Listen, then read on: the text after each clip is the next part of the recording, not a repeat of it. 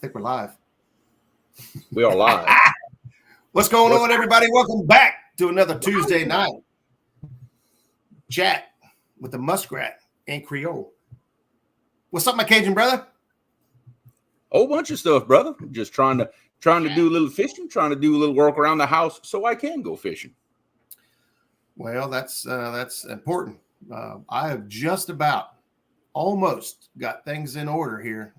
I got the U-Haul rented for Friday, and I should be all packed over and moved out. Awesome. And then ready to start fishing again. Yes. So and hitting it hard, I imagine. Hard. I mean, I'm going to hit it hard. I ain't playing like it owes you money. Just hit it. I don't play those games. You can hit it like Will Smith. Too soon. Oh, too soon. Bam. Bam. Hey, that's how you're gonna hit. Hey, I want to say thank you for last week stepping in and covering for me. I appreciate it. That's one of the cool things about having a partner on here is not very often do I get hit with something I can't wiggle out of. But yeah, last week I was just kind of tied up. So yep, that's it. And really, you need to thank Laura, because she's the one that carried the show by just roasting me the entire time. And I know everybody else had a great time. Me, well, Well, speaking of everybody else, let's do our due diligence here and try to say some hellos. Absolutely. So we'll kick it off here with Carmel Muncie. Mike Sampson's in the house. Avid fisherman. Uncle Jeep, our favorite trolls in the house, man. John Patrick Jr. Channel member Bobcat Outdoors. What's going on, brother? We got Freddy's Outdoors Adventures. You guys got a Clash of the Titans coming up this weekend. We got Chris and Telly over at Hooks and Hammocks. What's going on? Stonefly 71. My brother Dale Hayslip. What's crack-a-lackin'? We got Richard Cluck, Fishing in Freedom, another channel member. Thanks for stopping in. Hello. Carmel Muncie. If I didn't say it before, I'll say it again. Mad Cat or Catfishing. I'll come back to that. I got an outstanding package this week from Mad Cat or Catfishing. So Rod Knockers Fishing is in the house. Tommy Long, Mr. Minnow Dunkers. What's up, my brother? I haven't seen you for a while. I'm trying to scroll. I see Mike Greenwell, our bumping brother. He is in the house with us today. Man, it's hard to follow Chris Souders. I got to be honest with you. Oh, I know. I said the same thing. Lee Evans, what's happening, brother? See Fat Boy Eric fishing.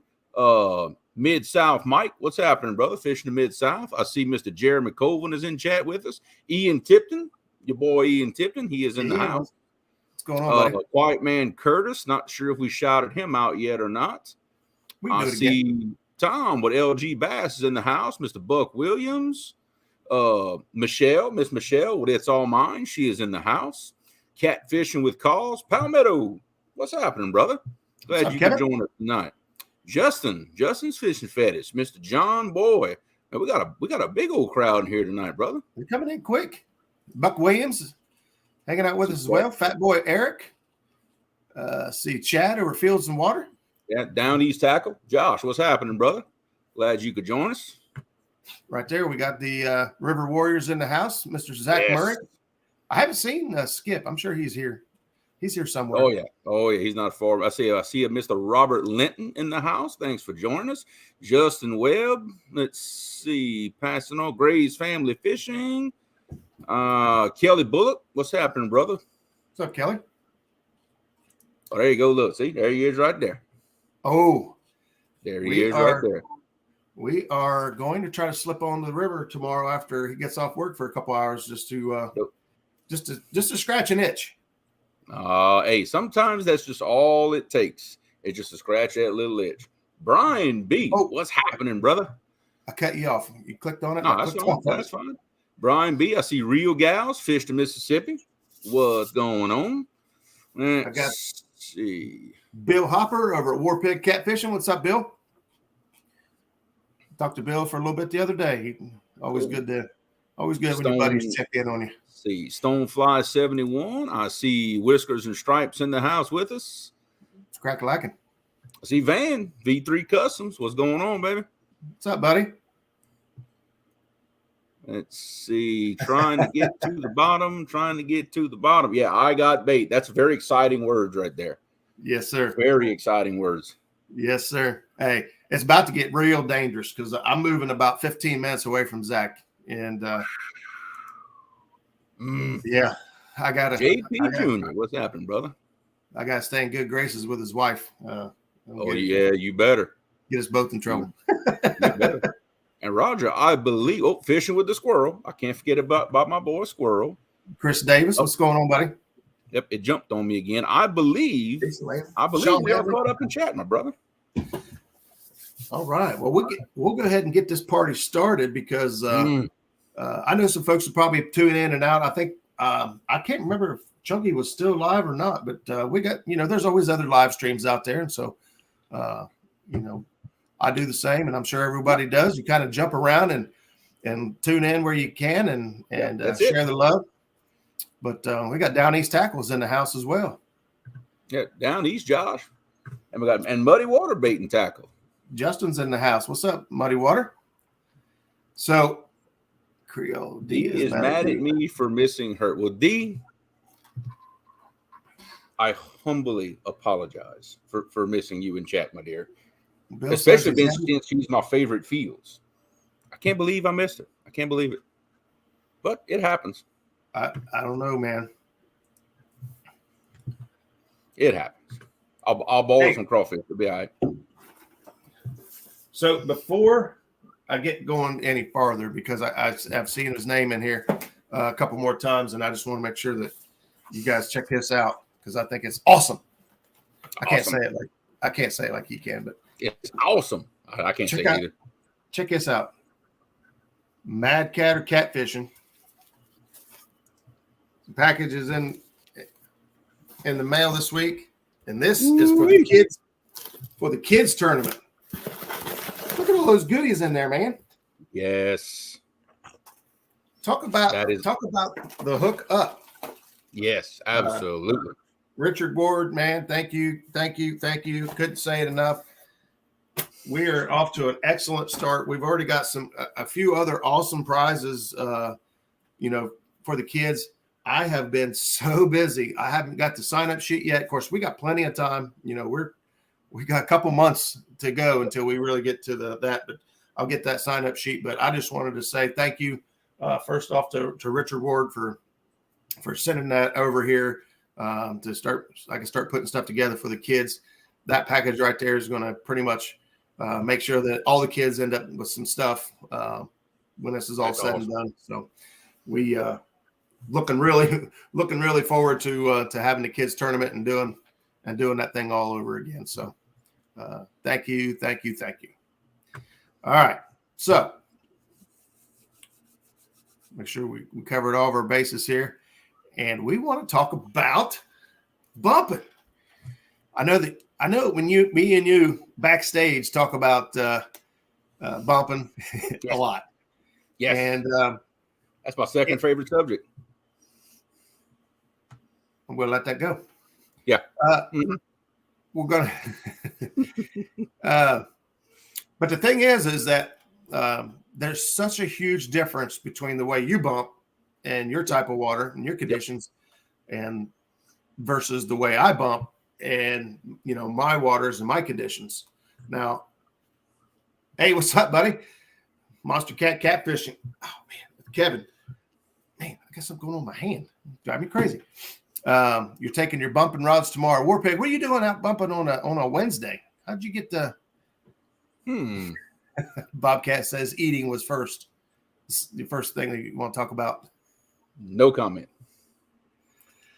Moving forward. So I thought it would be interesting to kind of talk about bumping. Now I'm no expert on the subject. I absolutely love bumping. To be completely honest, it is my absolute favorite way to catch a catfish. Yes, absolute favorite way to catch catfish.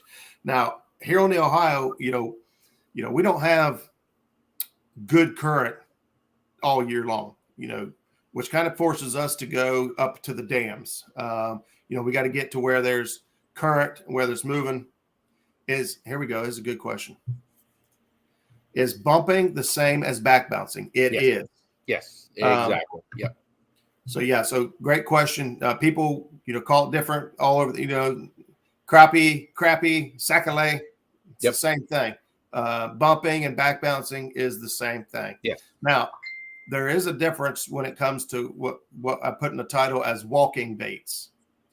And so from what I interpret as the definition of walking a bait is from a fixed location. So you're on anchor, you're on spot lock, and you're basically bumping backwards from a fixed position, which, a lot of people call that walking the bait back. Yeah. Which, in my opinion, is the very best way to start learning how to bounce or bump and back bounce. I agree. To start from a fixed position and kind of get that feel. Yeah. And the reason being, you don't have to worry about boat control at the same time while you're trying to fit. You can just worry about feeling that bottom and nothing else. Once you've got that down pat, then you can add the boat control part of it. You're adding steps. Right. So we're going to just kind of go over the basics. We're going to start at the very beginning. So by starting at the beginning is the definition. All right. So, but definition of bouncing or back bouncing or bumping is by pure definition is your boat is moving with the current. Now it all depends on what type of current you have and how that works. A lot of people say cut the current in half. Well, that don't always work. It really takes the time, but it comes down to a feel. There's, when we was bumping on the Mississippi down there below Memphis, we couldn't cut that current in half. It was going too fast. Even cutting it in half, it was going too fast. We was using 10 ounces trying to bump the bottom. We're like, I still can't feel it. Yeah. It can be crazy in extreme currents. Yeah, definitely. So we learned quick that we had to go over half of the speed because we couldn't touch bottom if we didn't. So we had to speed up. Dropping your bait to the bottom and then letting it bump the bottom. And so I'll kind of show this is my version of a bumping rig, and everybody's got one, and they're all probably different, but I left the tag in on here for my braid. You can see where this is where I had been running on my line. You'll see that my main line comes down and hooks to this swivel. Okay. And that swivel comes straight down and goes to the sinker. So my main line is directly straight in line with my sinker. Now the swivel that comes off to the side and on this, crane swivel situation here, the one that comes off the side, this is going to my hook. Yeah. Now, and the reason we do that is when your main line is in line with your sinker, that is for maximum sensitivity, maximum bottom feel. Yep. So when all you're doing when you're going down through there is you're lifting this up, bouncing the bottom, bouncing, picking it up, bouncing. And as the current's bringing it down, you're bouncing. And by putting it straight in line with that main swivel, that makes it to where you can feel that much better. Yes. All right. And then off of that, you come up. Now, everybody's different on leader length. You guys know me, even when it comes to dragging and everything else, I prefer long leaders.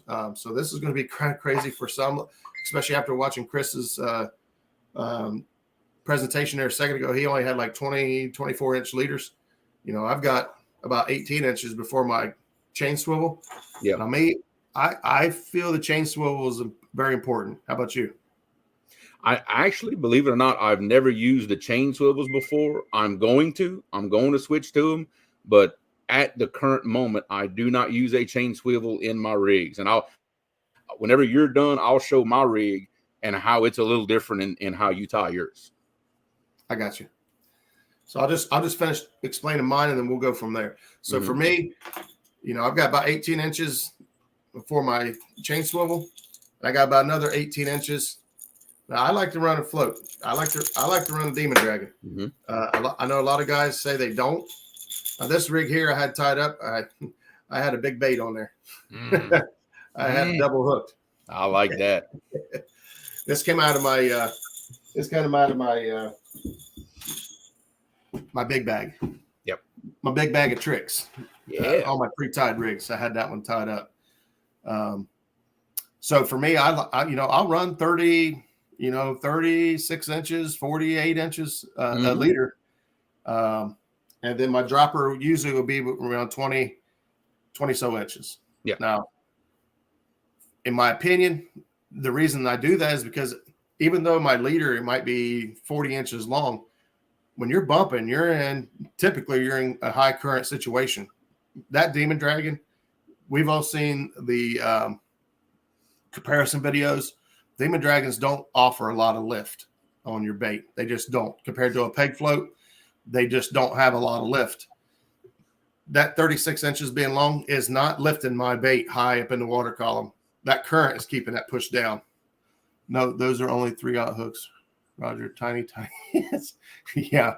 I had to. I couldn't help it. No, hardly. I don't even know what hooks those were, to be honest with you. Because I don't use these. I don't know. That is actually a very good question right there, Daryl.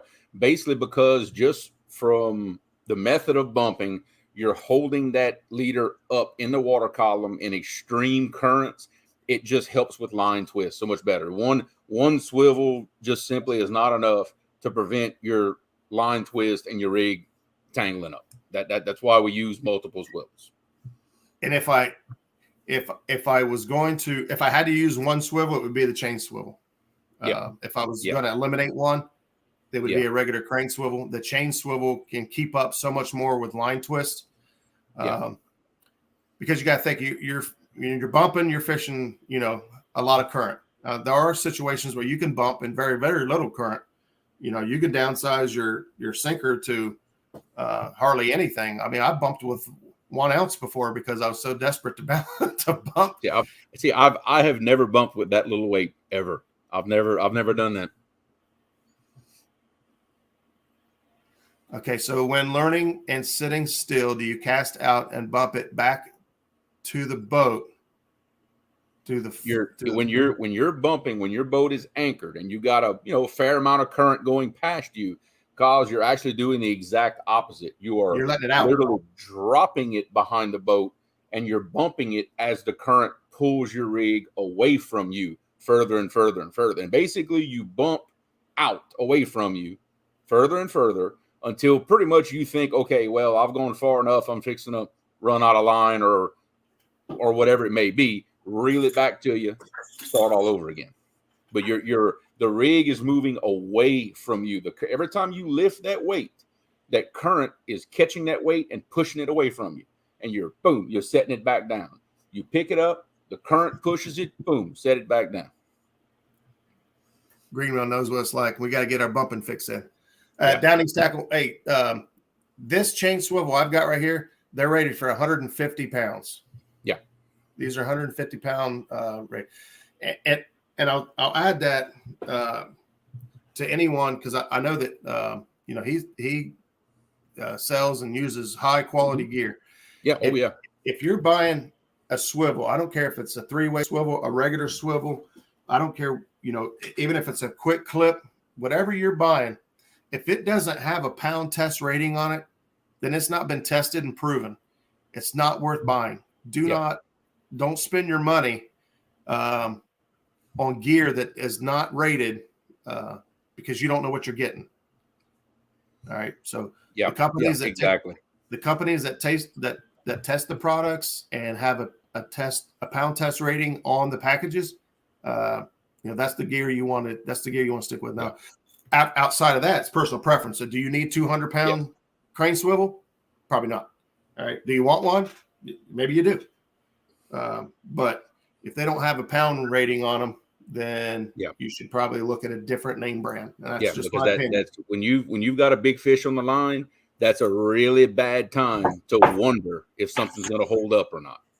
That's a bad time to start questioning that. Trust me. Have you ever used Gapin's bait walkers for bumping? Whitey, I'm not even sure what that is, so I have to answer no. Is that those rigs that it's like it's wire, it has an angle in it, like an inline weight, and just a piece of the dead-ended piece of wire? Like those trolling rigs, maybe? I don't know. I use those. Those are called bottom bouncers. Yeah. And I use those for dragging for catfish up on Hoover. I don't know. I've seen them one time. And I thought, why ain't anybody using these? And I picked them up and I started using them. Yeah. But no, not the reason. And I'll say that I'd go on a limb here and say that at least 75% of people that bump prefer a cannonball style sinker. Yep. There are guys that bump with this right here. Matter of fact, Hagen Grubbs just put a video out a couple of days ago. Hagen Grubbs just put a video out a couple of days ago where they had gone down to Tennessee looking for skipjack. Yep. Water temperature was 50 degrees. They thought, chances aren't good. We could try bump anyway. And boom, Hagen caught a couple. They caught a couple fish in the 30s. His dad caught a fish. His son caught fish. They caught fish and had a good time bumping 30 at 50. Maybe I said 30, 50-degree water temperature. But for me, I like so here's why. So these right here, they're tapered on the bottom, right? And so what you're looking for when your sinker hits the bottom is that thud, right? You want that thud. That thud is what transfers up your line through your rod. We'll talk about rods here in a minute, and what is going to cause that feel. Well, yep. When it comes to a flat surface, whether it be rock or whatever, you look at the. Whoops, that was better in my head. You look at the imprint that sinker has right there, contact, and now you change that to this. You have you got a lot more surface area making contact with the bottom, and that contact is what's going to transfer up your line and to your hands to allow you to feel. The more you could feel, the farther you could bump away from the boat, the more effectively you can bump. When you start losing feel, then you end up, I don't know about you, but as soon as I start losing feel, I just reel it in. Oh, yeah. Yeah, exactly. I just reel it in and and start over. So the more you could feel, the longer you can keep your bait in the water. The longer you keep your bait in the water, the more likely you are to catch a fish. And exactly. And so, and this is, like I said, I think in my personal opinion that most people use the cannonball. If you don't have cannonballs and you're just trying to get started doing this, the bank sinker is a pretty decent option to get it done, because you do have some surface area. I mean, I've bumped with bank sinkers for probably a year before ever switching to cannonballs, but I'll tell you, it makes a difference. I noticed the difference when I switched to cannonballs. I mean, you could bump with that if you wanted to. Because I've tried. You know what ends up happening though? Every time you pick it up, it does this. I've tried in a bind. Trust me. Daryl, I'm assuming you're talking about what I said about the chain swivels. It's not that I don't like them. I don't own any. I'll be honest. When I first started bumping, I tied my rig just with what I had. I modified it to make it work, and I've just been doing the same thing ever since. I've just never broke down and bought any, to be honest with you. It's not that I don't like them. I just, for whatever reason, I don't own any. And I think any noise, and that's one of the reasons why I use the Demon Dragons, or the Uncle Lou's floats. I use the Uncle Lou's floats most of the time. I'm out of Uncle Lou's right now, so that one. Oh. And so I use the Demon Dragons. But basically, anytime there's noise, I think it's going to get their attention. And basically, right in line with what Chris said just a moment ago on his show, I don't know that it really attracts the fish, but I feel that it at least gets their attention, or maybe even aggravates them. I've seen that it looks like Creole, he was having some internet issues, or he was trying something with his internet. He's missing right now. Are you guys still catching me okay? Or somebody give me a thumbs up or thumbs down. Of course, if you can't see me, You're not going to know to give me a thumbs down. Wait, don't give thumbs down. I'll wait a second to make sure you guys can. Uncle Lou's Planers rock. Oh, it looks like he may have popped out there for a second. He'll be right back in. He can let himself in. All right, everybody says we're good. Okay, I'm going to keep rolling here just to keep things on track. All right, so when you reach towards the end of the contact feeling, you reel in or start over or hold that distance. All right, for me and most of the guys I fish with, I knew you said he was having some connection issues or trying. Oh, no. Actually, that was nothing to do with my internet. Apparently, my 9-year-old unplugged my power supply from my laptop. Yeah, and it didn't give me much of a warning either. There you go. So we're good. We're back. So rod knockers, once I reach the end where I can no longer feel, I just reel it all back in. Yep. You know, check bait and drop it right back down. Yeah. And to be honest with you, that first few bumps right underneath the boat, right next to the boat, is the trickiest because the boat's moving.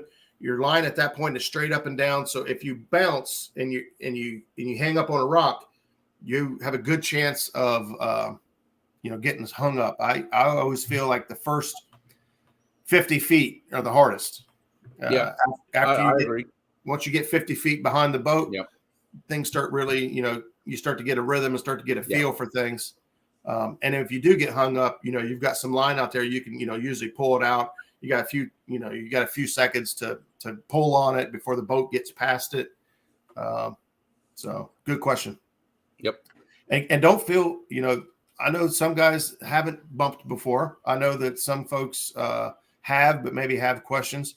And like I said before, Jeremy and I are not professionals at bumping. We just happen to love it a lot. No, it took me quite a while to get the nerve up to try it. Between watching a lot of Chris Sauter's videos on it, Hagen Grubbs has a great video on it, Bumping for Beginners. I've shouted that video out more than once. And Mike Greenwell helped me with the boat control questions. Once I got the nerve to try it, and look, to try it, you got to commit. You are going to lose some stuff. Yeah. Just don't get frustrated. You're going to lose a lot of stuff in the beginning, especially when you always bump the same area over and over and over. You get to learn it very well. Like I've got certain spots in my bumping area that I go around them kind of with my boat a little bit because it's some old barge cables. There's no way you're going to bump through that. You're going to get hung up. I've learned that. I route around it. You learn, you get better, you get more comfortable. Let's see. We had a few folks there show up in chat saying Lance McCoo guy, Mark Catfish and Crappies in the house as well. Paul Edmiston, what's up, buddy? Uh-oh. He's going show for off Mark's cup. You know that. Number 2. So real quick, Zach threw a comment in there, said no floats in high current. So when we attempted to fish the Mississippi, like we were saying, we was learning the hard way. We had never tried that before and did that. I mean, I think at one point we were bumping with 10 ounces because we couldn't figure out how to, boat control and everything else. It took us a minute to get it all figured out. We got it, but the floats were keeping our baits from getting to the bottom and maintaining contact with the bottom because the floats were trying to pull it up. So if you're bumping in a lower current situation, or let's say you're using a very, very big piece of bait in low current, then I would say, the floats would probably be a benefit. Not a situation I've had happen to me myself, but Roger and them on the Ohio, places like that, probably would encounter something like that. You'd be surprised what conditions you could find that allow you to bump. I know Zach has done it. Actually, I think we both did it at one point. We bump at Sandusky Bay, and everybody's like, wait, that's a lake. That's a reservoir. How in the world can you bump there? Well, it just so happens that bay, it's funny how it works. The water just kind of all fills into the bay, and the current, there's current coming through the bridge gaps. The water all fills up so far, and then it goes back out, and then there's current. What's going on? Creole loves bumping. He bumped me out. I won't go quicker than I read that in Danny's voice. I just want everybody to know that. I read that in his voice. It makes it much more funny. I think it's how you have to read it. Yeah, I think so. It doesn't make sense if I read it in my voice. Oh, God, that's awesome. I love you, Danny. I'll do. That is awesome. Yep. So Zach's giving away some advanced techniques here. Yep. In low current situations, there's lots of different tricks to try. So in low current situation, you would want to float because you want the current to grab a hold of something to pull to pull your bait down current. Hooking the mouth. If you got a big old headpiece and you hook that sucker, in one eye and out the other, it's going to do exactly what he's talking about. It's going to make like a parachute, which in my case, I have to desperately avoid doing that because then I could put 20 ounces and it'll never hit bottom because it'll just sail out the back of the boat. But in a low current situation, that right there is the way to do it. Make it catch some current. Tommy, it's pretty slick when you got the current going through those bridge gaps, and we both know that it gets ripping through there at times. You can sit up there and bump and then walk a bait all the way back up underneath there. And I love fishing Sandusky Bay. Anyway, we'll try to get back on track here. So, like I said, for me, I like to use the floats. I feel that it does I feel that it does get their attention. But like I said, around here, we don't have, the crazy current. When we went to Mississippi and was bumping, 4 or 5 mile an hour current, we took the floats off. We went with, a hook, a chain swivel, and a sinker, and that's it. Braid or mono for sinker line? Okay, that's a great question, Skip, because I questioned it.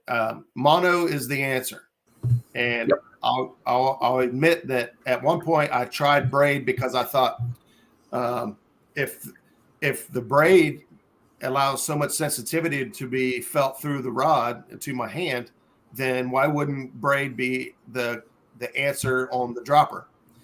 I can tell you, because you're dropping it in rocks and debris over and over again, your sinker does not last very long. It will break off. Now on the sinker line, on the dropper line, it's a much thinner diameter. I think I use 17-pound test on my dropper. To me, 17 or 20 is usually what I use the same thing.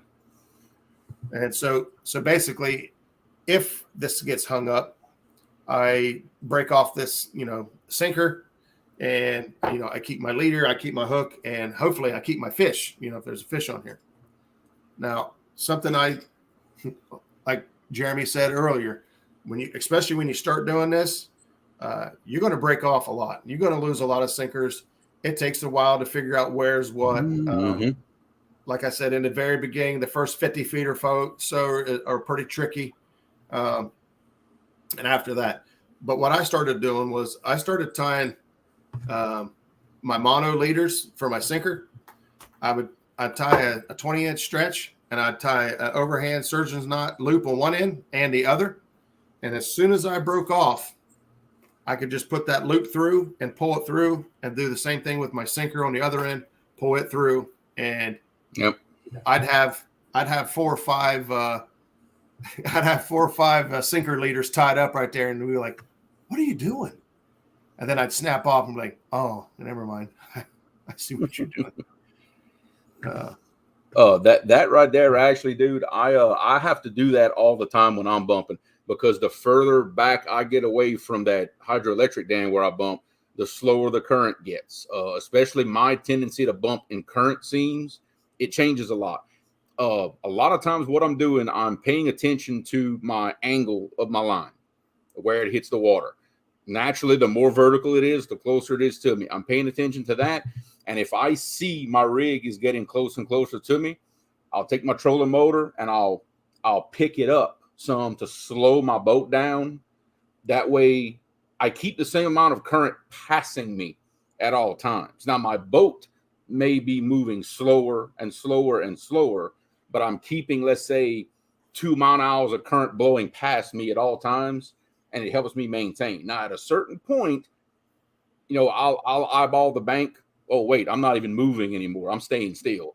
Yeah. Okay, and at that point, it's time to pick up, move up, and make another run. But that I do that with my trolling motor on my boat, maintaining that current speed that's passing me. And I'll answer this for Richard here in just a second, but I would say that your boat control is the most important part of doing this. Yeah, you can absolutely.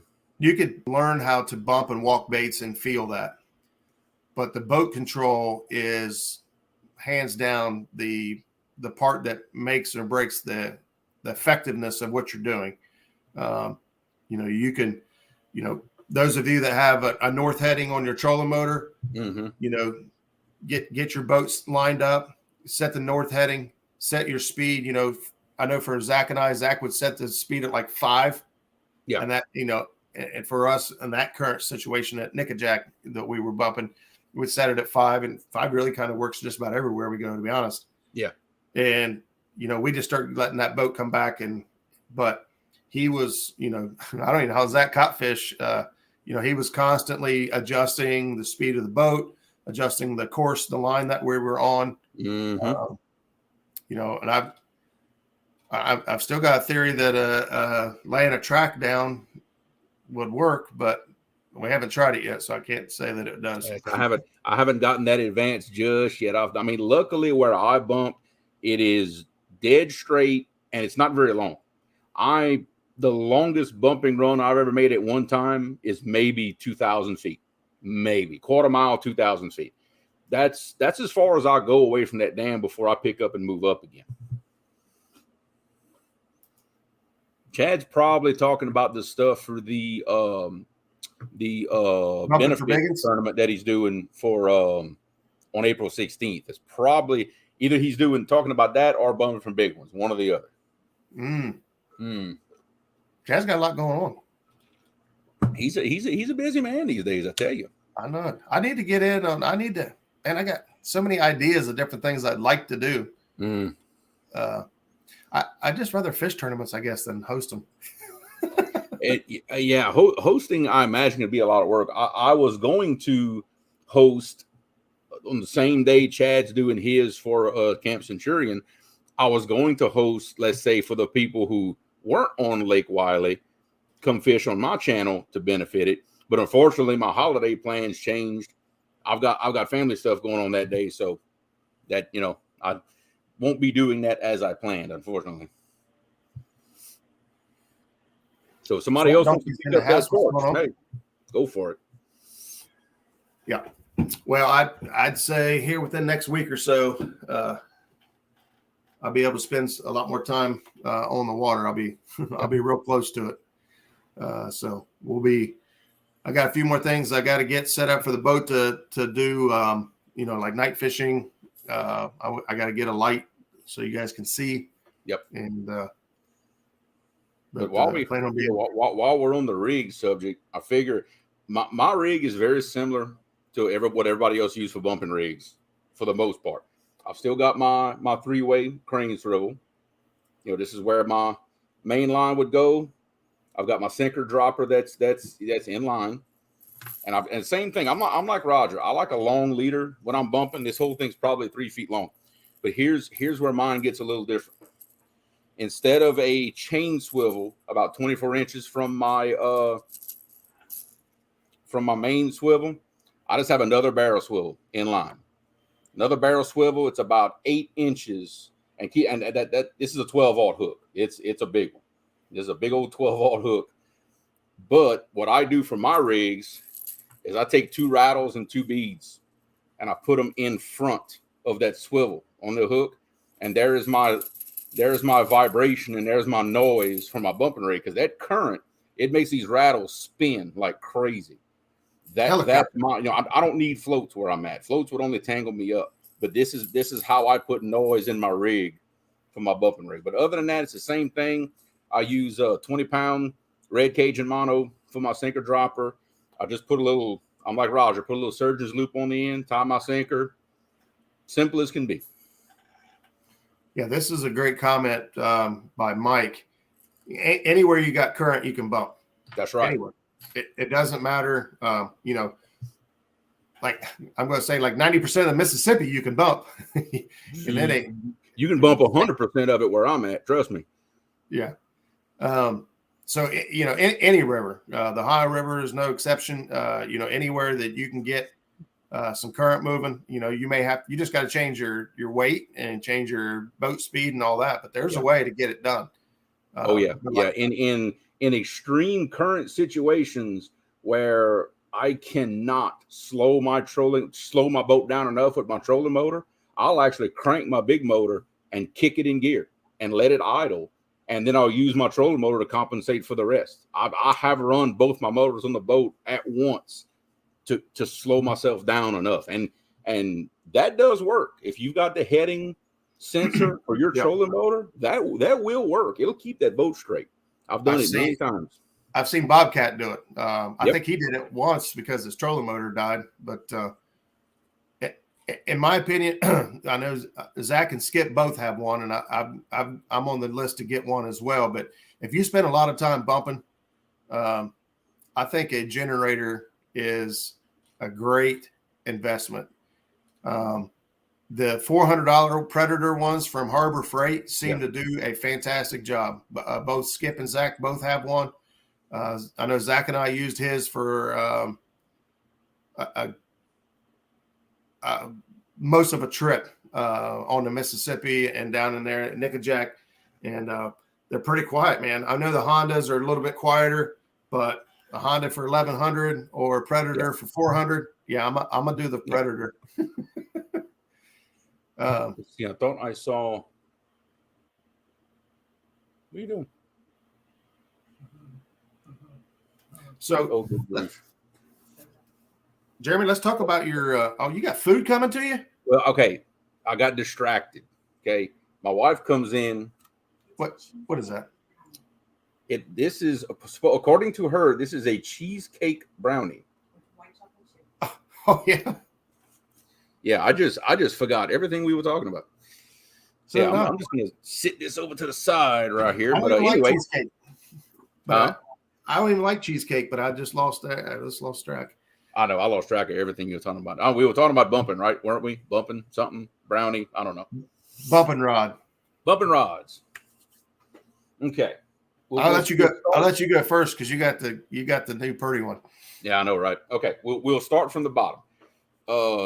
This is now, keep in mind, this is not a bumping rod, but this is, everybody knows Silver Cat Elite, B&M. I know a lot of guys use these rods. This is your typical anchoring rod, okay? Big aluminum reel seat, big handles. I mean, you can see my hand wrapped around the blank. It's, this is a big beefy rod, okay? Now, put that aside. This is my original OG bumping rod right here. Same thing, made by B&M. I know a lot of people use these, but you can see I'm holding the same distance from the camera. You can see how much smaller this rod is. This is a carbon rod, and it's light as a feather, much more sensitive. You got your split grips here. You've got you'll typically see the composite reel seats on these. Still got double-footed guides, all that good stuff. But these are heavy action, really, really fast tips. I mean, you can see on this one how fast that tip is. It's not a whole lot of wiggle to it. This entry level, great little bumping rod. I got this at Cabela for $70. Something like this will get you started. Now, if you want to move up to what I consider at least one of the Cadillacs right now, this right here, ladies and gentlemen, see Roger shaking his head. That's the Uncle Lou bumping rod. This is the one I have in service right now. And you'll notice it's got just a little more backbone than the other one I showed y'all. To me, a big key to the sensitivity, which any bumping rod you're looking at. Right there. This right here. See, the reel seat is cut away, and you actually have your finger on the blank. That changes the game as far as sensitivity. It really does. But the same thing, you'll see the nice double-footed stainless guides. This here, and I'm not, not saying what to buy and what not to, but for a little more backbone than, let's say, the B&M, this one's got it. I haven't caught a fish on it yet, but just picking that weight up and down, I could tell this baby's got more backbone to it. It'll handle a monster fish. I've caught as big as a 61-pound blue on my B&M bumping rod. So those bumping rods they look small, but trust me, they will handle some big fish. I know Mike's put I think they put an 82 in the boat with their B&M. So can't wait to put a hundo with the Uncle Lou rod. Can't wait. I'm having a hard time maneuvering everything around. Yeah, I know, right? That's the same problem. The bumping rod that I'm using is a Warrior Cat. I can't remember if this is a Gen 2 or Gen 3. I think it's a Gen 2. I'm not sure. But the same thing, the rod is extremely light, which is what you want to look for when it comes to, holding a rod and in your hand doing this for hours. Yes. Because you want to, you got to find a rod that's light to handle. That's why a lot of people prefer the low profile reels. Same here. You can see that the backside of this has a cutaway. That's the blank. Yep. So that when my finger's here, I can feel that blank right on my finger. So when I'm bumping, my thumb is here on the spool. Yep. And I'm letting line out. Now, earlier, somebody asked, have you ever bumped with mono? You can bump with mono, but you won't get very far. You won't be able to feel very much. Yeah. As soon as you start getting 50, 100 feet away from the boat, you're going to lose feel and you're done. Whereas on this right here, this is now, I'll give away I like Suffix 832. That's what this braid is. It's actually needs replaced. I got the same thing. It's probably 3 years old. Oh, yeah, it's time to change it out. Maybe 2 years old. 2 years old, probably. You use the 65 pound? This is 80. 80. Okay, so I use 65 on mine. I use 80. I could probably get away with 65. Okay. Yeah. But for the line diameter, for what I do, but I'll be honest with you, I can bump almost all this line off this reel completely and still feel. Yeah. Yep. So, I do need a different reel. This is it's a beast, a boo beast. There's no reason for me to use a beast. I won that reel and it's extremely expensive. And so bumping is about the only time, if I'm going to use that reel, I want it in my hand. Yeah. I'm not going to just put it in the rod holder. I've been known to throw a couple rods in the water. Yeah, exactly. I mean, look, and y'all saw what I have on my bumping rod. I mean, look, this is a Cast King Rover 60. I just bought an aftermarket power handle to put on it. And look, I've caught a lot of really nice fish with this thing. It gets the job done. But the reason you see a lot of guys use the low profiles, it's for comfort, because you can see how high my thumb has to be. And after a while, it will get uncomfortable. A low profile, it puts your thumb down here. It's a more comfortable hand position for you to go all day with. Yeah. So if you guys were paying attention a couple weeks ago, Chris Souders did a reel review over on a new reel that he's been using for bumping, and it's an Akuma Convector. Yeah, Convector. That is the reel I will be buying me very, very soon. That's the one. That's my new bumping reel.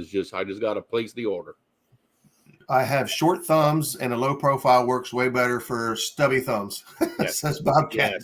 Yes. So there's a million different. I know a lot of guys prefer the 6500s. I know that there's guys that have used sleeting here in South. Stonefly. It was pounding sleet when I came in for the show tonight.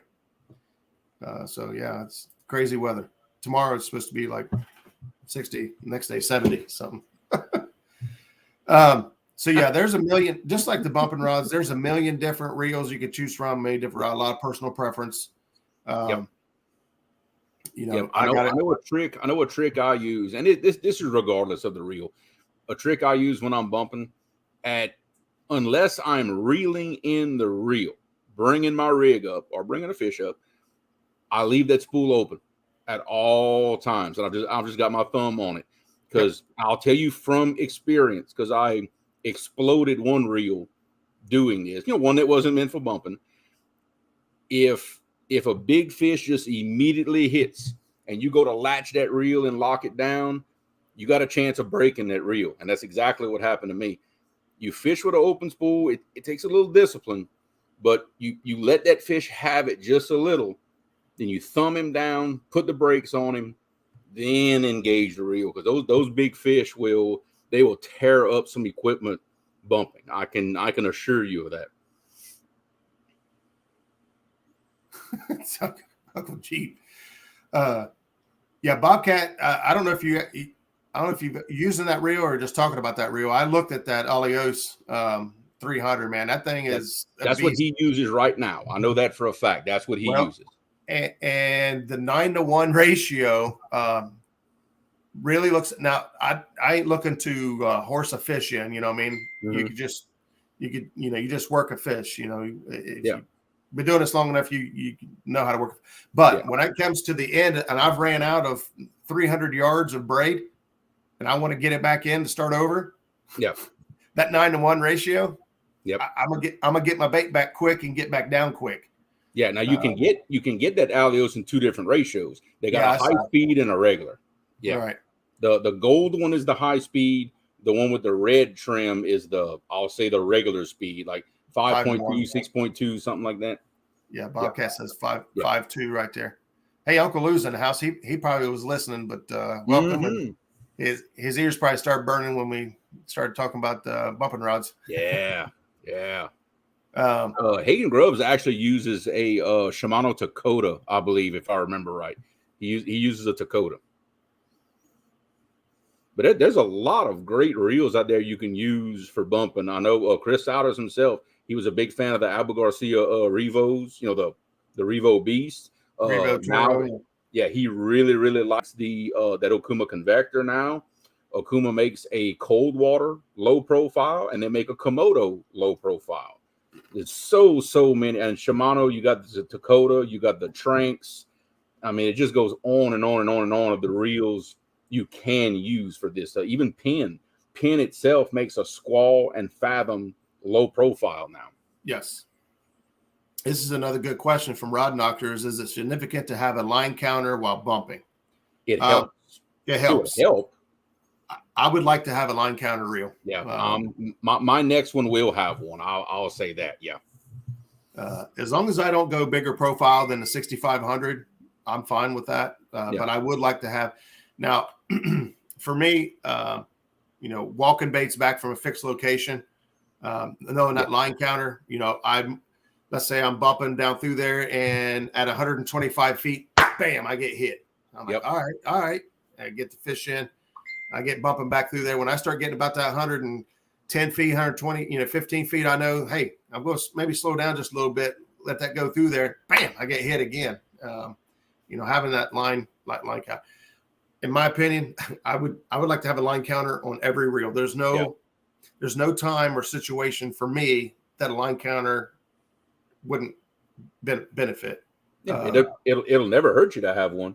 Right. I mean, it won't. Right. I mean, if it weren't for the price difference, I would have a line counter on every single reel. Yeah. For me, when I'm dragging baits on lakes, I really like to have the line counters on there because I can space things out properly. And I know about where I'm at and all that. But and some of what Roger was talking about there, with station, I guess you'd call that stationary bumping because your boat's stationary. You're bumping back to something through different kinds of terrain. Might have big rocks, might have logs. The bottom may be relatively smooth, just with small changes. The way your bottom of your body of water is shaped, in my opinion, will also determine how fast you want to go backwards when you're bumping. And I say that because I think Roger and I fish on opposite ends of that spectrum. Yeah, I want to say that Roger's Rogers waters, it's relatively even, and you have slight changes, 3 to 5 feet, something like that, up and down. You may catch a 10-foot change here and there, depending on where you're at. Overall, whereas me, on the other hand, is the total opposite. My bumping spot average, it's anywhere from 45 to 80 feet deep, and it has at least 15-foot high humps in it with more than a 1-to-1 pitch on each side. They're taller than they are wide. I find for me to follow that contour, I have to bump slower than the average person, because if I bump, let's say, at half the speed of a 4-mile-an-hour current, 2 miles an hour is too fast to follow that sharp drop, because that's what the fish are going to be, is on the backside of that sharp drop. And I learned that over time, that at 2-3 miles an hour, I'm sailing the rig clean over their heads and running into the next hump that's maybe 100 feet away. So look at your bottom contour, and if it's up down drastically, like what mine is, you might want to think about slowing down a little more and really following the contour, because, again, from experience, that will mean the difference between catching fish and not catching fish. I've seen it more than once with me. Let's say me and my son bumping side by side. I'm following it, because I'm more experienced with it. I can follow that contour better. I'll pick up fish where he won't. When I slow the boat down enough and put him enough weight where he can start following it, he starts catching fish.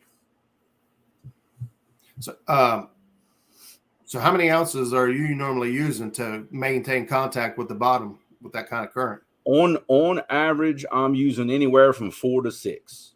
4 to 6. I can go 4 to 6. That'll get me through most of the year.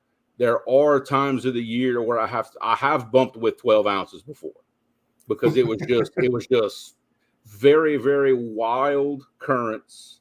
It was a couple of things that were working against me.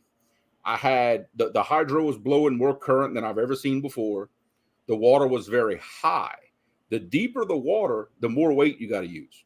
Yep. Because that's the more pressure the water's putting on your line. So I had very deep water and very fast current, and the water was cold. It was like 54 degrees. So I was really, really, really slowing down a lot to give those fish a little bit of time on the bait. So that, it's a little bit of an extreme situation, but that's what I had to do to get done what I wanted to get done. And I caught a couple of big fish, doing that.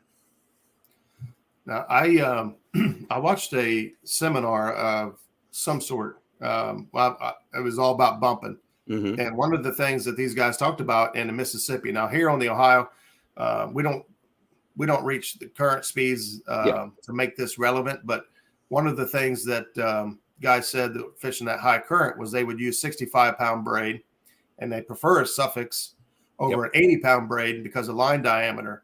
That's the line diameter. I use 65.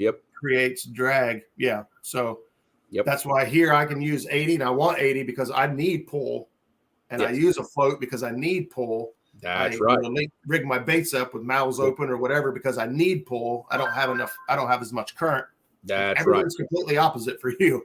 You're trying and you can use it. You can use it to your advantage that way, because, like you said, the exact things that you're doing on purpose to try to help you bump, I'm desperately trying to avoid to help me bump, and that's just the opposite ends of the spectrum of current speed. If you've never bumped in 7 mile an hour current before, then you understand, 7 miles an hour and 100 feet deep.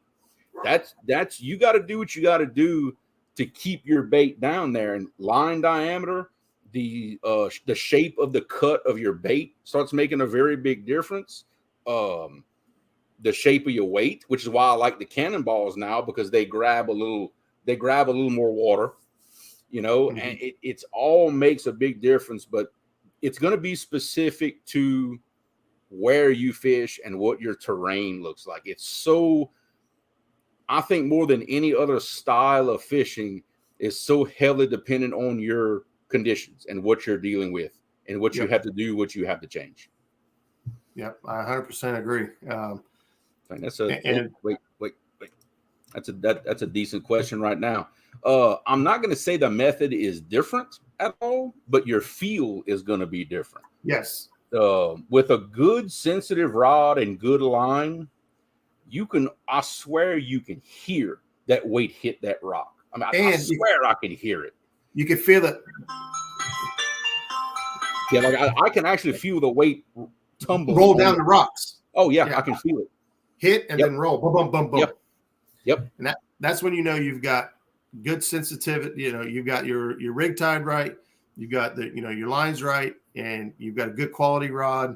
When we can feel things like that. Because I know you've done it too. You've hit a log and you felt thump, and then you felt it fall off the backside of it, or you feel all of a sudden you're having to use more, pull harder to get you to walk up a hump and then down the other side. Yeah, like all of a sudden I find myself, what I do, like when I know I'm climbing up over something, but the tip of that rod is like this, and I'll actually shorten my strokes. Yep. Let's say quick strokes. I'm pop, and I can feel myself going over.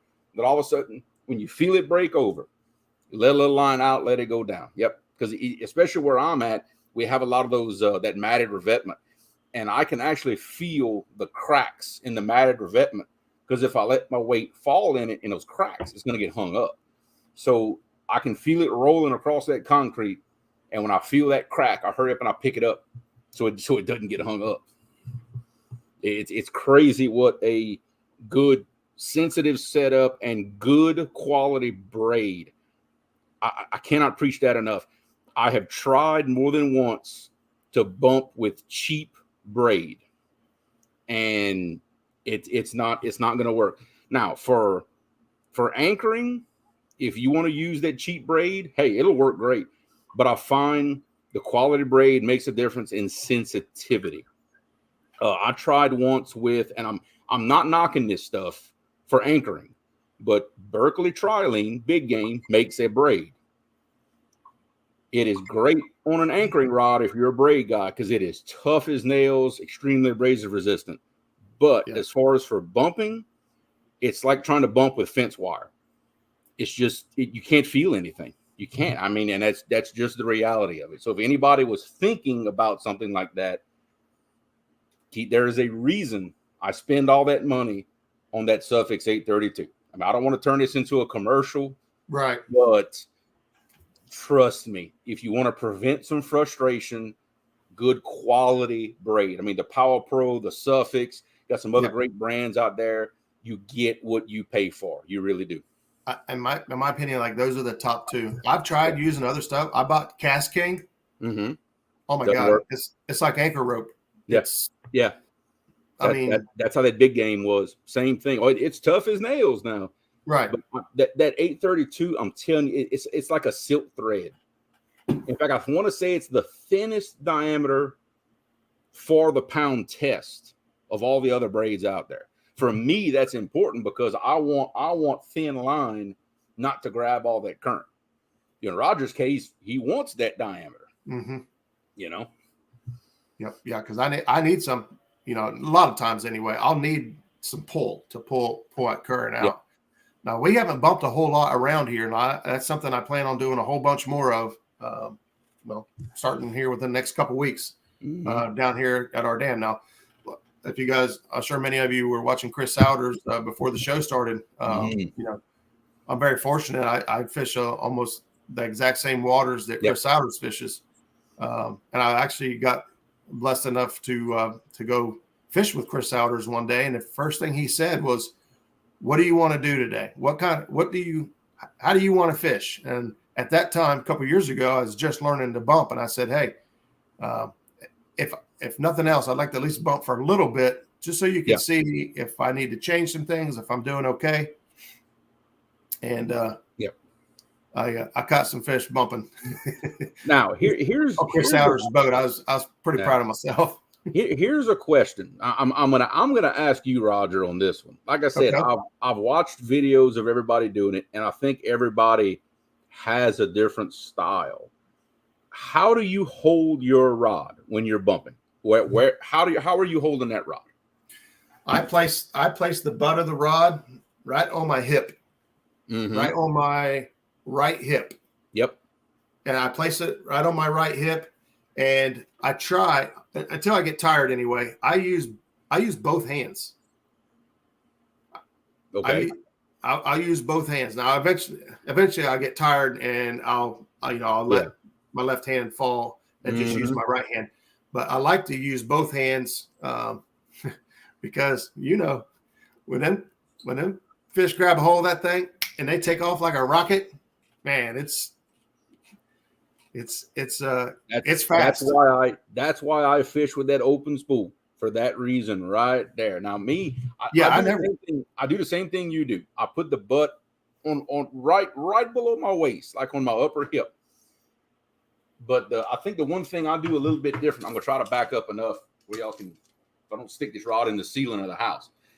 But I've got it basically how I'm sitting. I've got this on my hip and I'm bumping like this. But I noticed a big thing for the sensitivity. For the people that shoot pistols, y'all gonna understand what I'm talking about. I take the point of the pad of my finger and I put that sucker right there where that blank is exposed. That's maximum feel. I don't wrap my finger around the trigger like this. Right. I keep my finger just like the trigger on a pistol. Yep. Same thing. I keep it right here to keep that feel. And I got my thumb on the spool. I'll hook a fish. Then I catch it.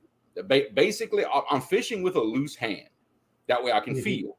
The second I feel a fish bite, I thumb him down and I just clench my grip. When I clench my grip, my finger wraps around that trigger and I got him.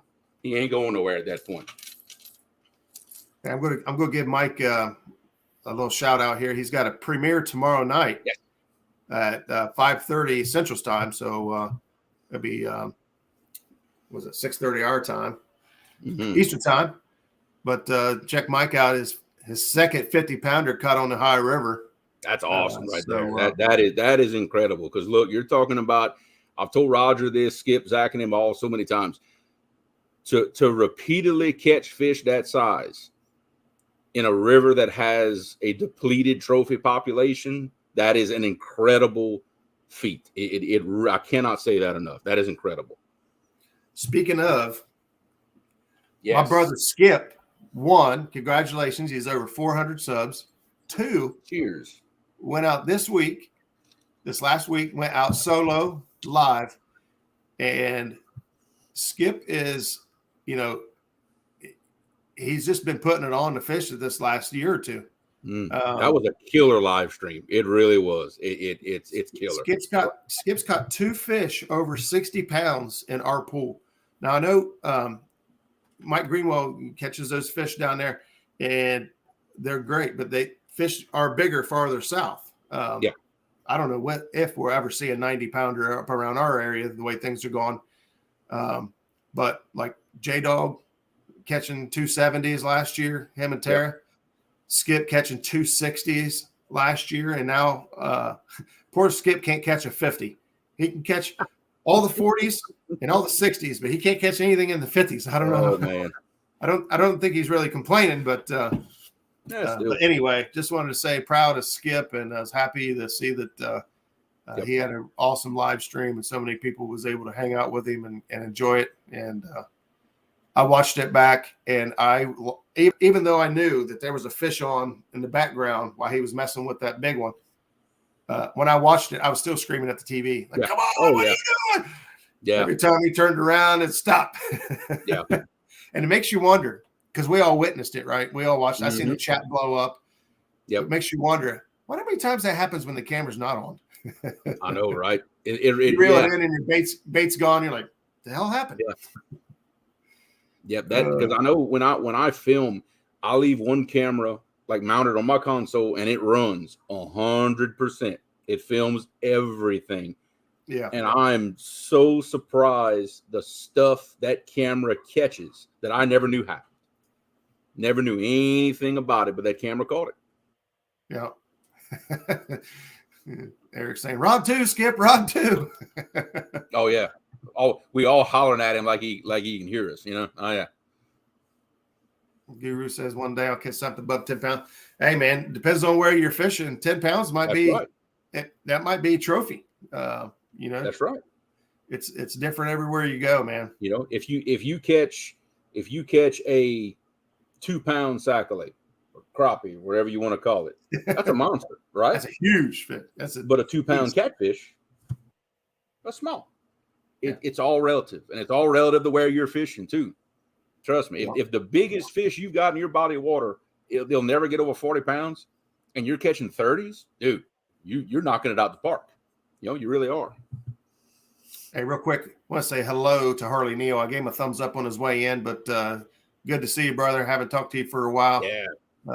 Good to see you here in chat, hanging out with us. Hopefully we can get hooked up here before too long, get on the water, get some fishing in. It's been a while. See, I'm always jealous of all y'all that live so close to each other. You know, I'm telling you, one day. I've been playing with dates. As actually a couple of days ago, I was looking at dates on the calendar. I wanted to do like a little meet and greet, kind of like a tri. I know this doesn't pertain to you so much, but like a tri-state area. Yeah. You know, Ohio, Kentucky, Indiana. You know, try to get something central down here on the Ohio River. It's looking maybe like Cincinnati area, something maybe, I don't know, something. Do something. There's just, we can have meet and greet every weekend. You know, everybody's not going to make it every time. Get everybody together. There was a question about, do we ever suspend baits while we are bumping? I do not. Bumping requires so much attention and so much. Me too. Yeah, I'm the same way. You don't either? No, because of my bottom. My bottom does this so much. There's no way I could suspend it and be able to keep up. I mean, it's not feasible for me. Now I know for a fact Mike Greenwell does it because he's talked about it before. I want to say Bobcat does it too. I want to say he suspends one or two while they're bumping. I am not coordinated enough for all that. You know, true professionals can suspend baits while they're bumping. And I am not. I promise you. Yeah. I'm not a professional. The current that we're in, the weight it would take to hold that bait straight down under the boat. Yeah. There we go. This is a prelude to next week's show. James Fox, Bink, and Janet will be on the show next week. Surprise, Creole. I just put this together earlier. Cool. There is a benefit tournament coming up on April 16th in Southern Ohio, and we are already up to, I believe, 54 boats. Wow. This is just something awesome. They put together, and I think there are 53 or 54 boats already with almost a month. Well, I mean, quite not. A few weeks left till the tournament, and cool. There's going to be a lot of people. That's going to be a meet and greet for sure. There's going to be a lot of people there. But they're going to be on the show next week, and we're going to talk a little bit about the tournament. Talk about, man, they have had a fantastic turnout for prizes and giveaways for this event. Uh-oh. There it is, Chad. There it is. Just want to tease Chad a little bit. So we'll have them on the show next week, and looking forward to it. Talking to them is always going to be fun. Oh yeah, that's going to be a good one. Can't wait for that. Yeah, Matthew Phillips, he says, there we go, Bank. Yep. So we got a lot of local folks that hang out here and chat with us, and a lot of folks that are going to be able to attend the tournament. I think correct me if I'm wrong, but I believe Doc Lang is coming up for this one. Oh, we are at 56 boats now. Holy smokes. Wow. Holy cow. And we still got a few weeks to go. And it's going to be a good one. Yep. And you know how it is when it gets really close, you're going to have some that were on the fence that are probably going to hurry up and jump. So don't be surprised if it hits 60 or 70 when it gets close. I'll be honest. I was on the fence because I really wanted to do the Patriot James tournament. I haven't been able to make it the last couple of years, and I told myself I would go this year. But I really wanted to do this tournament. And when James, decided to cancel the tournament this year, I was like, yep, that's a sign. I'm in. Yep, there you go. We signed up like the next day. And then, of course, Chad ended up, kind of revising that event. So I was like, oh, man. But we were boat number 50, which is not a great place to be. But shoot, even if we weren't fishing, I'd go to the weigh-in just to see everybody. It's going to be a good time.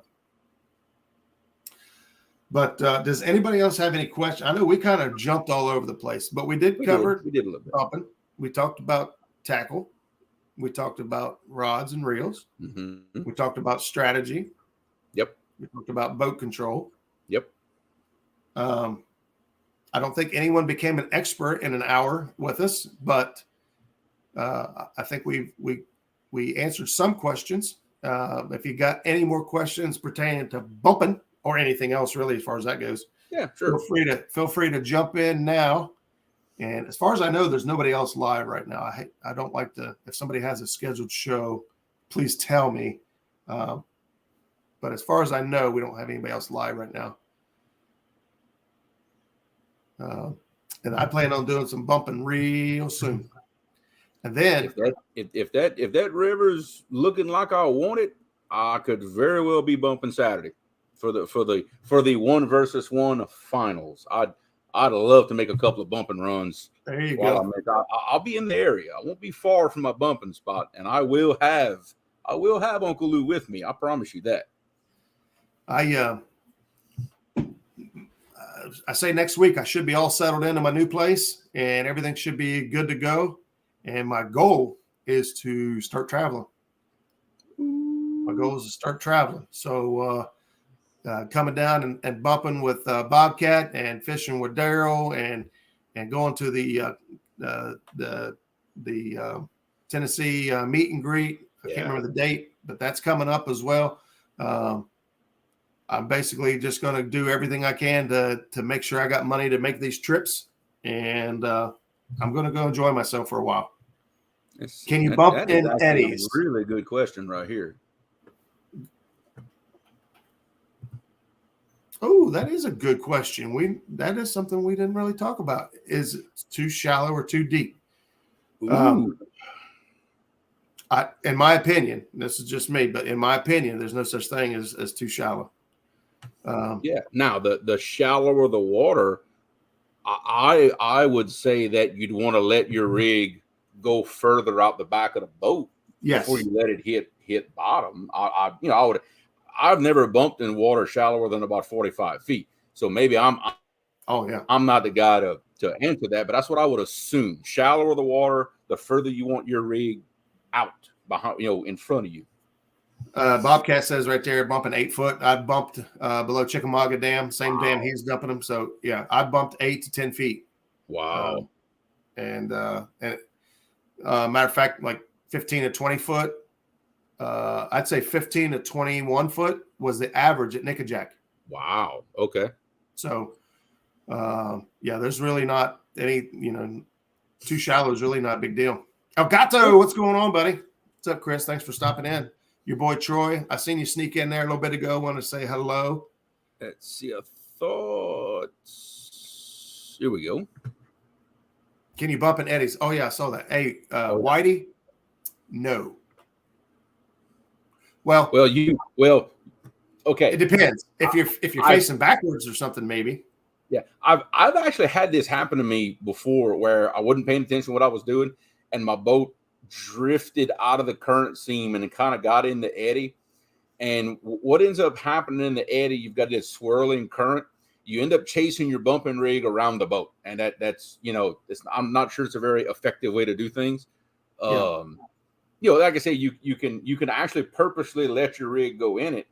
I would recommend in a stationary boat, if you spot lock and just kind of bump it and let the rig follow that curved current in the eddy. I have done that a couple of times. I have caught a couple of fish doing that. It's you just got to be on your toes, but it can be done. Danny's throwing threats at you, buddy. No pressure, huh? Man, I tell you. Yeah, Bobcat says you can bump the edge of them. Yep. I've seen Klaus out there said, "Woohoo! Fish with me, Roger. I'm patiently waiting." There you go. Hey, if I could afford it, I would start up the East Coast and just visit everybody all the way down to Creole. Yep. Yeah, and buddy. And just fish with everybody. And I know, right? If I could really afford it, I'd drag my boat and everybody. We would just hang out on the boat. Well, you'd need a winning lottery ticket to pay for that fuel bill. Let me tell you. Yeah, I didn't say it was going to happen, but yeah, well, hey, if you're going to dream big. Yep, I should. I don't know. We'll wait and see how things play out. I get money together. I plan on just saving up money to make a trip, then go do a trip, then come back, and then save up money the next trip, go do a trip, come back. Yeah, that's how you got to do it. Now, I've been asked before about like bucket list places to fish. I don't have any. I have bucket list people to fish with, and I tell you, it's a long list. It is. It's a long list. Yeah, that's tell Jax good luck. I hope he gets the record. Jax. Hey, there's a Chris, you'll have to get Jax in on the kids tournament coming up. Once I get everything, get the details panned out. I've already got the rules and regulations, everything all panned out. I've got it all figured out. With guy prices, just going to hop on a log ride down to Mississippi and have Creole pick me up. There you go, Jerry. Hey, get in that kayak you got. Just let it push you on down river. I'll see you in about 5 weeks. About what it would take for you to get down to me. Well, it wouldn't be that long. Probably about 3 weeks, something like that. It could be done. We'll work for boat gas. Yeah, no kidding. Hey, that's I don't know. I just take off floating and see what happens. Well, if you get into Ohio, eventually you'll end up down here. That's right. Eventually, it'd be a while, but you'd end up down here. Rod Knocker says, saw you bumping Memphis below the bridge. That's fast, deep stretch. Did we run into you out there? Or I don't think I was live on that strip because we bumped below Mud Island. We put in right there at Mud Island and started bumping down that stretch. And we got down there by the grain bins, grain refineries or whatever. Grain elevator. Yeah. Yeah. I mean, it was 100 and some feet deep. It's fast. Yeah. The river narrowed down, took an outside bend. Holy smokes. But man, they were fish in there. Oh, yeah. I don't know how many times we went past it trying to get on these fish. Curtis, we are fishing. We are going to get together and do some fishing. It'll be Hoover, or it'll be the Ohio River. All I gotta do is get settled in and get a couple bucks up for gas, and we are good to go. Mm-hmm. I got the better cheddars, and the buns, and the grill. Team better cheddar, baby. Guaranteed to have a good time. Hey, it is a thing. Team better cheddar is now nationwide. Don't you forget it. I know. I've seen it pop up a few other places now. I'm like, oh. Hey, I'm very proud of myself for that one. I really thought it wasn't going to go past like the one chat where I started that. It is nationwide, baby. You did. Yes. You made it happen. We need to get it on the back of your jersey. So when you win all these tournaments and stuff, look at that. 57 boats now. Yeah. See, there you go. Wait till next week's show, man. You guys start talking about this event, and man, you guys won't believe the prizes. I'm not sure how they're doing the prizes. If they're doing drawings or doing raffles or fundraiser. It is a benefit event. But man, they've got so much stuff coming in. It's just outstanding. Oh, you saw it too, huh?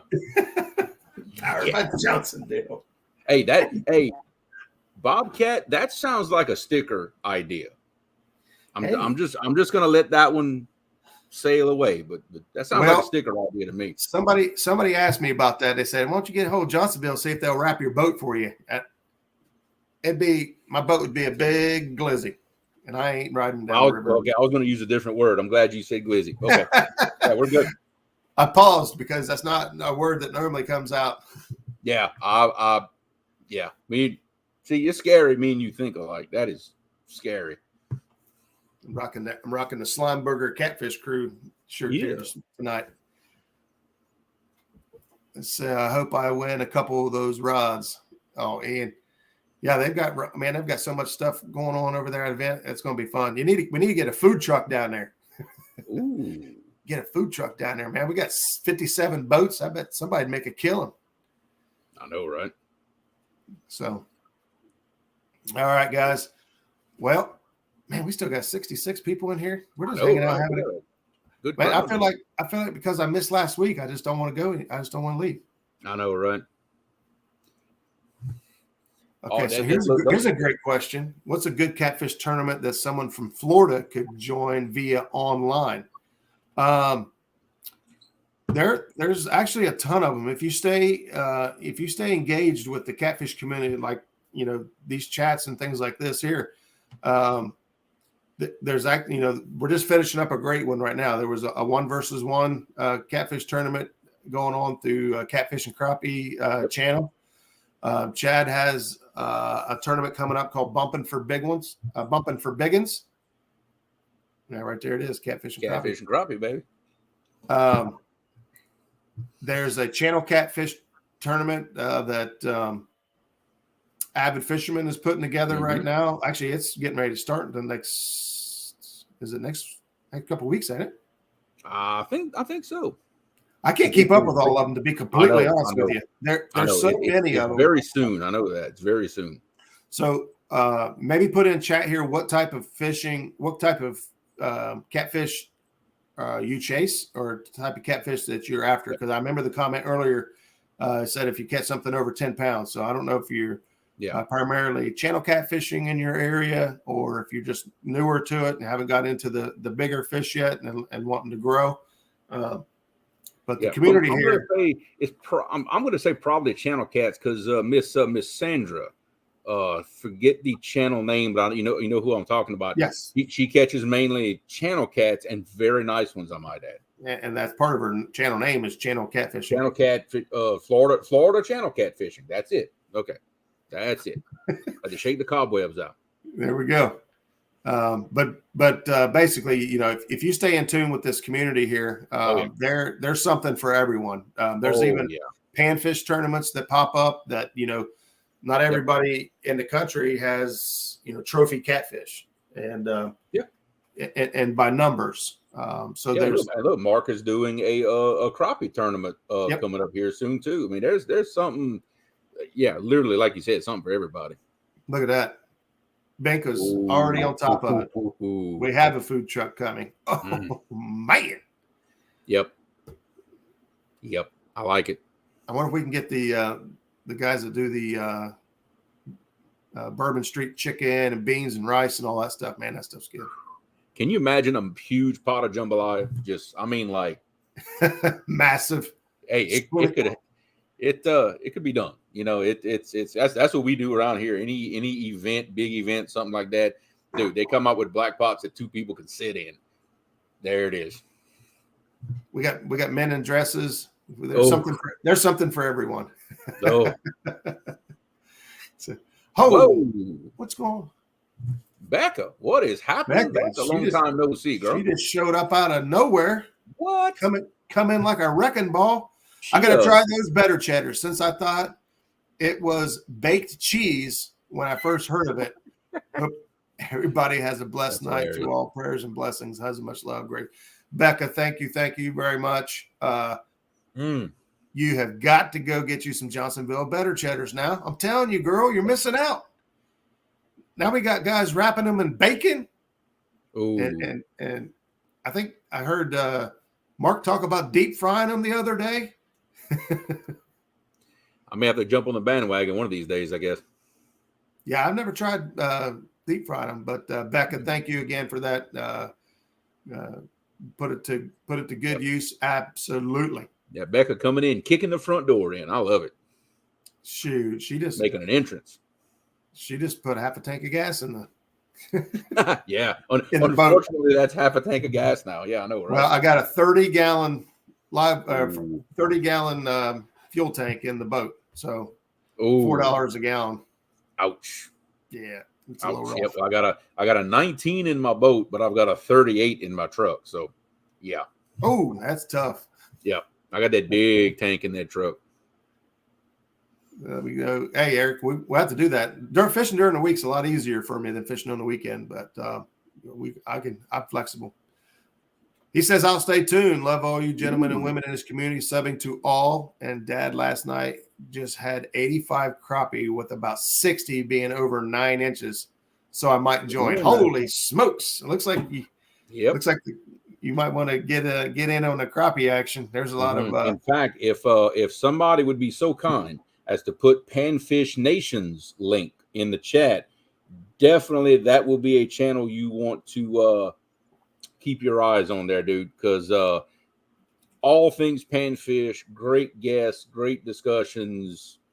Yes, definitely. Panfish Nation. They do a great show on Thursday nights. Ian says they are best cooked right on the bait cutting board. Hey, we fixed some better chat. I fished with Ian there a couple of weeks ago, and him and his son, man, we had a great time. But we fixed some better cheddars, and I don't know what the deal was. Every single time I went to take a bite of mine, rod went down. Yep, that's usually how it goes. Whenever you get occupied with something. Oh, yeah. I throw it down, go get the fish in, wipe my hand off, go take another bite, another rod went down. It was awesome. Yeah, Chad's right. They got some that's some good crappie action right there. I didn't talk to Chad. I knew you guys come up to Ohio and fished with the Cross family. I don't know if you guys did any good. Nobody sent me any pictures rubbing anything in. So, especially with that many over 9 inches, that's good. Stuff by April 16th. Looks like we got some.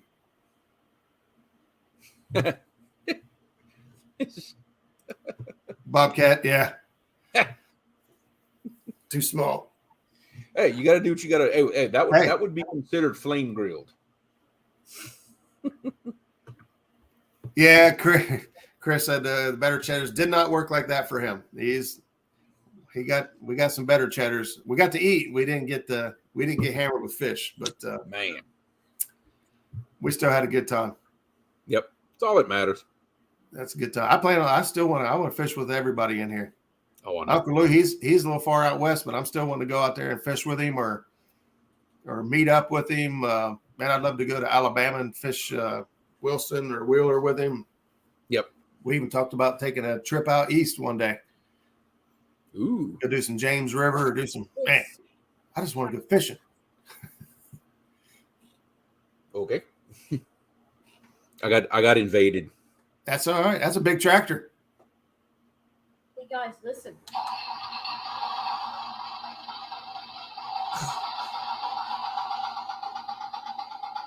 That's what we need. We need some tractors run on electric. Yeah, can't afford to run them anywhere else. Yeah, I know, right? Bobcat's torching the sardines. Ew. No. Well, guys, we have made it an hour and a half in, and I don't know about you, but I'm dragging butt. I've been going about 150 mile an hour. It's about to all come together. Got good. Got the U-Haul rented for Thursday and Friday. About to move up out of here. This will be the last time you see. Well, I'll still have the backdrop. I don't know exactly how I'll have it set up, but this will be the last broadcast from this location. Yep. In fact, I'm fixing to rearrange this room to put me a different. I'm trying to be a little more high class. You know what I mean? Well, if all goes well, I plan on starting to do some of my broadcasting from the water. Ooh, from the water. So as soon as I get all settled in and get the lighting situated on the boat, I plan on being live on the water on Tuesday nights. That's awesome. Then you're gonna start making me jealous. Man, I'll have the better cheddars going. Yeah, we might have some Philly cheesesteaks, some bacon cheeseburgers.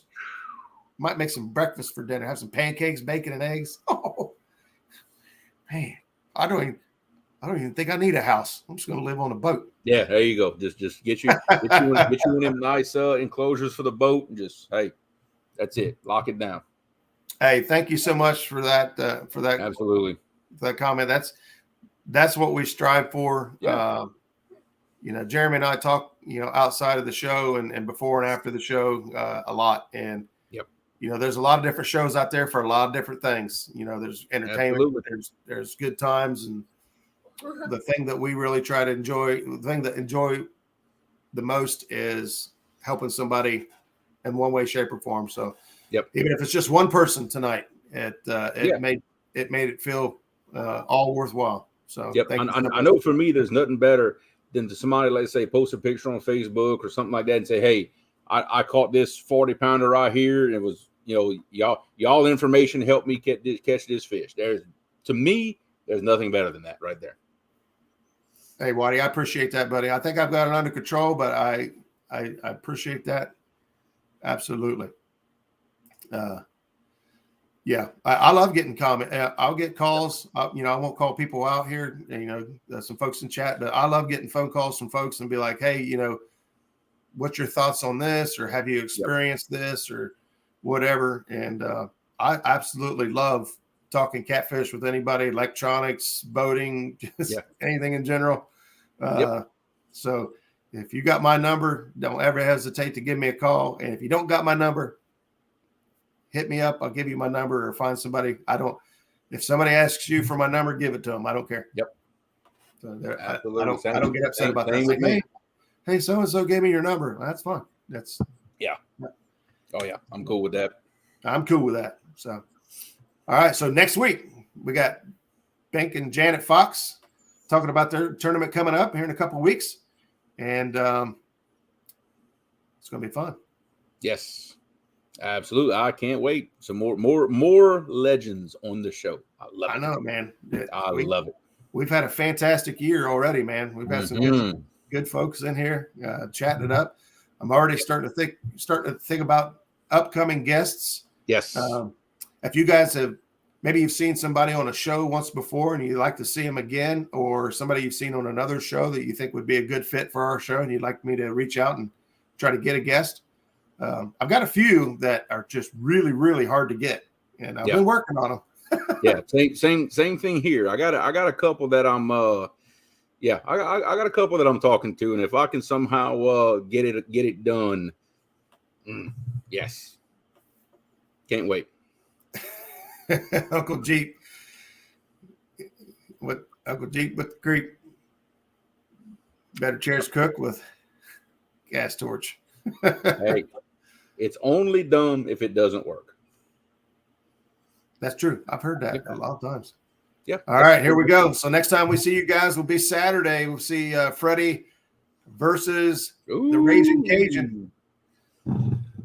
Dethrone the bus driver coming Saturday. Remember, Freddie? I didn't get that for nothing. I'm gonna make you earn it. I promise you. There we go. Let me know.